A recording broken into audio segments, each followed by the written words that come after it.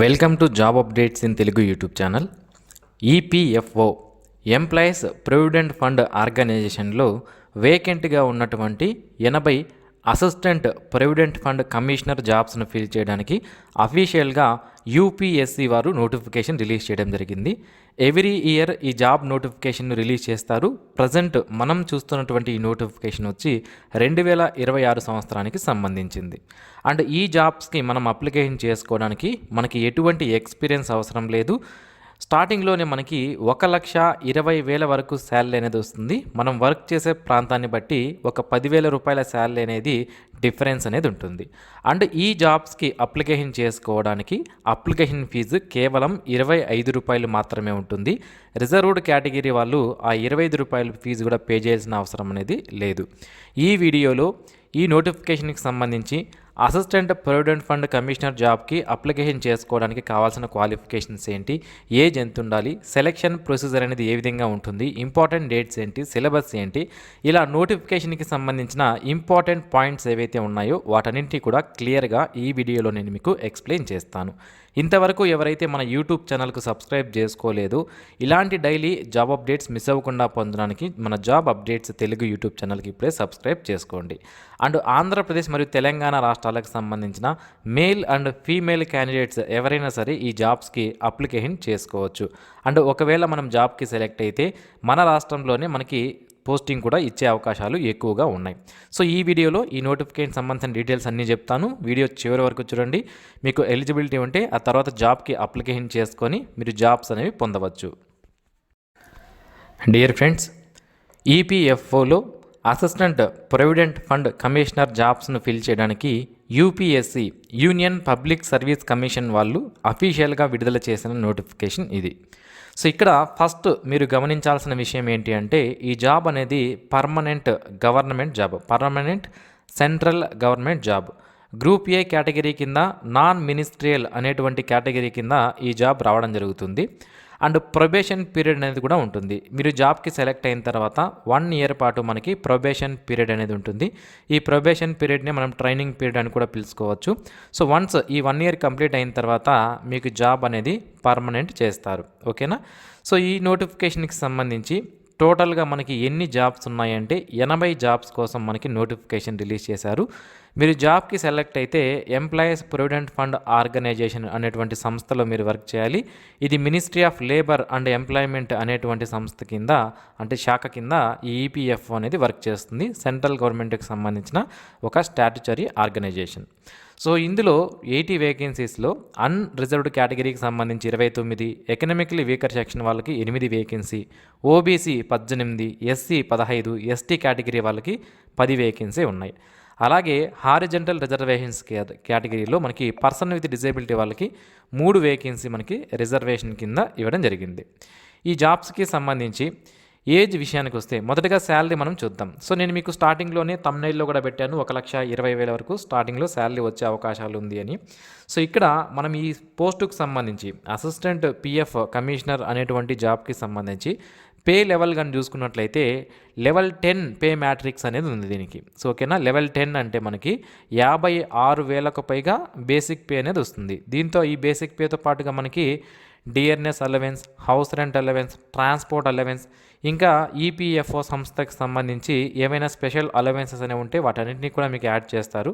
So ఇలా అవన్నీ కూడా యాడ్ చేసుకుంటే నియర్లీ మనకి 1,00,000 నుంచి 1,20,000 వరకు శాలరీ అనేది మనకి స్టార్టింగ్లోనే వస్తుంది. ఇక ఏజ్ విషయానికి వస్తే అన్రిజర్వ్డ్ మరియు ఎకనామికలీ వీకర్ సెక్షన్కి సంబంధించిన వాళ్ళైతే 35 సంవత్సరాల వరకు ఉన్న వాళ్ళు అప్లికేషన్ చేసుకోవచ్చు. ఓబీసీ అయితే 38 సంవత్సరాల వరకు ఉన్న వాళ్ళు అప్లై చేయవచ్చు. ఎస్సీ ఎస్టీ అయితే 40 సంవత్సరాల వరకు ఉన్న వాళ్ళు అప్లికేషన్ చేసుకోవచ్చు. పర్సన్ విత్ డిజేబిలిటీ వాళ్ళకి 10 ఇయర్స్ ఏజ్ రిలాక్సేషన్ కాబట్టి so unreserved age plus 10 45 years వరకు ఉన్నటువంటి person with disability candidates application చేసుకునే అవకాశం అయితే ఉంటుంది. ఇక ఈ జాబ్కి అప్లై చేయాలనుకుంటే ఏదైనా డిగ్రీ మీరు కంప్లీట్ చేస్తుంటే సరిపోతుంది. ఇంకా ఏ క్వాలిఫికేషన్స్ మనకు అవసరం లేదు. డిగ్రీ క్వాలిఫికేషన్ అనేది ఎసెన్షియల్ క్వాలిఫికేషన్, ఇది తప్పనిసరిగా ఉండాలి. ఇక్కడ మనకి డిజైరబుల్ క్వాలిఫికేషన్ అనేది కూడా ఒకటి ఇచ్చారు.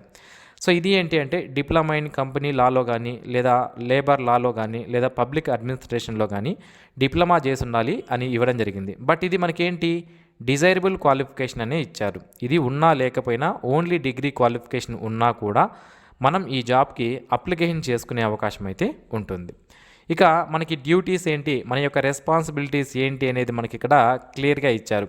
సో డ్యూటీస్లో ముఖ్యంగా మనము ఈ అసిస్టెంట్ ప్రొవిడెంట్ ఫండ్ ఆర్గనైజేషన్కి సంబంధించినటువంటి వివిధ enforcement, recovery, accounts, administration, cash, legal, pension and computer, మనకి దీనికి రిలేటెడ్గా అంటే ఈ సెటిల్మెంట్స్ ఉంటాయి. ఈపీఎఫ్ఓకి సంబంధించి ఎంప్లాయీస్ ఎవరైతే ఉంటారో వాళ్ళు వాళ్ళ రిటైర్మెంట్ వరకు దాచుకున్న డబ్బులు కానివ్వండి, లేదా రిజైన్ చేసే వరకు దాచుకున్న డబ్బులు కానివ్వండి, వాటన్నిటినీ కూడా మీరు క్లెయిమ్స్ చేయడము, general administration works, cash books maintain చేయడము, ఇలాంటి సెటిల్మెంట్స్ చేయడము, ఇవన్నీ కూడా మీరు డ్యూటీస్ అనేది చేయాల్సి ఉంటుంది. మీ కింద చాలామంది ఆఫీసర్స్ అనే వాళ్ళు వర్క్ చేస్తుంటారు.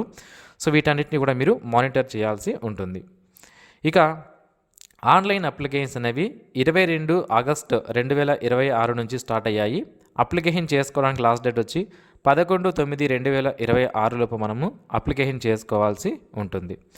ఇక ఈ మనకి సెలక్షన్ ప్రొసీజర్ ఏ విధంగా ఉంటుందో చెప్తాను. సో అప్లికేషన్ ఫీజు విషయానికి వస్తే ఎవరైతే female, SC, ST, person with disability candidates ఎవరైతే ఉన్నారో వీళ్ళకి ఫీజు నుంచి ఎగ్జామ్షన్ అనేది ఉంది. వీళ్ళు ఎటువంటి ఫీజు పే చేయాల్సిన అవసరం లేదు. మిగిలిన వాళ్ళందరూ కూడా ₹25 అప్లికేషన్ ఫీజు అనేది పే చేస్తే సరిపోతుంది. మామూలుగా ఇలాంటి గవర్నమెంట్ జాబ్స్కి ఎక్కువ ఫీజు అనేది పెడతారు, 1000-2000 అలా పెడతారు. బట్ ఇది UPSC notification, union public service commission వాళ్ళు నోటిఫికేషన్ రిలీజ్ చేశారు కాబట్టి కేవలం ₹25 అప్లికేషన్ ఫీజు మాత్రమే ఉంటుంది. ఈ ₹25 ఫీజు అనేది మీరు పే చేస్తే సరిపోతుంది. సో మీరు ఆన్లైన్ పేమెంట్స్ ద్వారా కూడా ఈ ₹25 అప్లికేషన్ ఫీజు అనేది ఆన్లైన్ అప్లికేషన్ ఫిల్అప్ చేసేటప్పుడు పే చేసుకుంటే సరిపోతుంది. ఇక ఎగ్జామినేషన్స్కి సంబంధించి టోటల్గా మనకి 84 ఎగ్జామ్ సెంటర్స్ అనేవి ఇచ్చారు. వీటిలో మీ దగ్గర ప్రాంతంలో ఏదైతే ఎగ్జామ్ సెంటర్ ఉంటుందో దాన్ని మీరు చూస్ చేసుకోవచ్చు. ఆంధ్రప్రదేశ్ రాష్ట్రంలో మనకి తిరుపతి, విజయవాడ, విశాఖపట్నంస్ ఉన్నాయి. అలాగే తెలంగాణలో హైదరాబాద్, హనుమకొండ, వరంగల్ అర్బన్ అనేటువంటివి ఎగ్జామ్ సెంటర్స్గా ఉన్నాయి. అలాగే అనంతపురం ఎగ్జామ్ సెంటర్గా ఉంది, బెంగళూరు ఉంది. దీంతోపాటుగా మనకి ఇంకా వేరే రాష్ట్రాల్లో ఉన్నట్టు కూడా మనకి ఎగ్జామ్ సెంటర్స్ అనేవి ఉన్నాయి. సో మీకు ఎక్కడ కావాలనుకుంటే అక్కడ మీరు ఎగ్జామ్ సెంటర్ అనేది చూస్ చేసుకోవచ్చు. ఫ్యూచర్లో ఎగ్జామ్ సెంటర్ అనేది మార్చుకునే అవకాశం ఉండదు. కాబట్టి ఆన్లైన్ అప్లికేషన్ ఫిలప్ చేసేటప్పుడు జాగ్రత్తగా అప్లికేషన్ అనేది మీరు ఫిలప్ చేసేటప్పుడు మీ యొక్క ఎగ్జామ్ సెంటర్ అనేది చూస్ చేసుకోండి. త్వరగా అప్లై చేసుకుంటే వాళ్ళు ఇక్కడ ఒక పాయింట్ అనేది మనకి మెన్షన్ చేశారు చూడండి. ఫస్ట్ అప్లై ఫస్ట్ అలాట్ అనేటువంటి బేసిస్ పైన వీళ్ళు వర్క్ చేస్తారు. అంటే ఎవరైతే తొందరగా అప్లికేషన్ చేసుకొని ఎగ్జామ్ సెంటర్ అనేది చూస్ చేసుకుంటారో వాళ్లకు దగ్గరలో ఎగ్జామ్ సెంటర్ అనేది ఇవ్వడం జరుగుతుంది. లేదంటే మీరు 2-3 ఆప్షన్స్ ఏవైతే పెట్టుంటారో అక్కడ ఎగ్జామ్ సెంటర్స్ అనేవి ఇచ్చే అవకాశాలు అనేది ఎక్కువగా ఉంటాయి. ఇక సెలక్షన్ ప్రొసీజర్ విషయానికి వస్తే మొదటగా మనకి సింగిల్ ఎగ్జామినేషన్ అనేది ఉంటుంది. దాని తర్వాత ఇంటర్వ్యూ అనేది ఉంటుంది. ఈ ఎగ్జామినేషన్ అనేది మనకి 2 అవర్స్ పాటు ఉంటుంది. ఈ 2 అవర్స్లో మనకి ఈక్వల్ మార్క్స్ అనేవి, అంటే ఆల్ క్వశ్చన్స్కి ఈక్వల్ మార్క్స్ అనేవి ఉంటాయి. అండ్ ఇక్కడ ఆబ్జెక్టివ్ టైప్ క్వశ్చన్స్ అనేవి ఉంటాయి. అన్నీ కూడా మల్టిపుల్ చాయిస్ క్వశ్చన్సే ఉంటాయి. అంటే 4 ఆప్షన్స్ ఇచ్చి ఏదైనా కరెక్ట్ ఆప్షన్ని మనం చూస్ చేసుకోమంటారు. ఇందులో ఇంగ్లీష్ అండ్ హిందీ అనేది మాత్రమే ఎగ్జామినేషన్ లాంగ్వేజ్గా ఉంటుంది. ఇంకా తెలుగులో కానీ ఇతర ఏ లాంగ్వేజ్లో కానీ మనకి ఎగ్జామ్ అనేది కండక్ట్ చేయరు, క్వశ్చన్ పేపర్ అనేది రాదు. పెనాల్టీ ఆఫ్ రాంగ్ మార్క్స్ అనేవి ఉంటాయి. 1/3 ఆఫ్ నెగిటివ్ మార్క్స్ అనేవి మనకి ఈ ఎగ్జామినేషన్లో ఉంటుంది. ఇక సిలబస్ ఏముంటుందంటే మనకి జనరల్ ఇంగ్లీష్, అలాగే Indian culture, heritage and freedom movements, developmental issues and present trends in Indian economy, governance and constitution of India, general science and basic knowledge of computer applications, elementary mathematics, statistics and general mental ability, industrial relations, labour codes and social security in India, principles of accountancy, auditing and insurance, current events of national and international importance. ఇవి EPFO commissioner జాబ్కి సంబంధించి, assistant commissioner జాబ్కి సంబంధించినటువంటి syllabus. ఇక దీని తర్వాత interview అనేది ఉంటుంది. మనకి ఎగ్జామినేషన్లో వచ్చిన మార్కులని 75కి, అలాగే ఇంటర్వ్యూలో వచ్చిన మార్కులను 25కి తీసుకుంటారు. ఎగ్జామినేషన్ 300 మార్కులు కండక్ట్ చేస్తారు అండ్ ఇంటర్వ్యూ 100 మార్కులకి కండక్ట్ చేయడం జరుగుతుంది. ఇంటర్వ్యూలో మీరు మినిమం క్వాలిఫై అవ్వాలంటే జనరల్ ఎకనామికలీ వీకర్ సెక్షన్ అయితే 50 మార్కులు లేదా అంతకన్నా ఎక్కువ, ఓబీసీ అయితే 45 లేదా అంతకన్నా ఎక్కువ, SC ST person with disability అయితే 40 లేదా అంతకన్నా ఎక్కువ మార్కులు తెచ్చుకుంటే మినిమం మీరు క్వాలిఫై అయ్యారు అని అర్థం. సో ఇది ఫ్రెండ్స్ ఈ నోటిఫికేషన్కి సంబంధించినటువంటి డీటెయిల్డ్ ఇన్ఫర్మేషన్. ఇంకా మీకు ఏమైనా ఈ నోటిఫికేషన్కి సంబంధించి డౌట్స్ ఉంటే మీరు కింద కామెంట్స్లో తెలియజేయండి, నేను మీకు రిప్లై అనేది ఇస్తాను. Every year union public service commission వాళ్ళు ఈపీఎఫ్ఓకి సంబంధించినటువంటి assistant provident fund commissioner jobs కోసం నోటిఫికేషన్ రిలీజ్ చేస్తారు. ప్రజెంట్ 2026 సంవత్సరానికి సంబంధించిన నోటిఫికేషన్ ఇది. సో 2027లో నోటిఫికేషన్ వస్తే నేను మీకు తప్పనిసరిగా తెలియజేస్తాను. And thanks for watching this video. Have a nice day friends.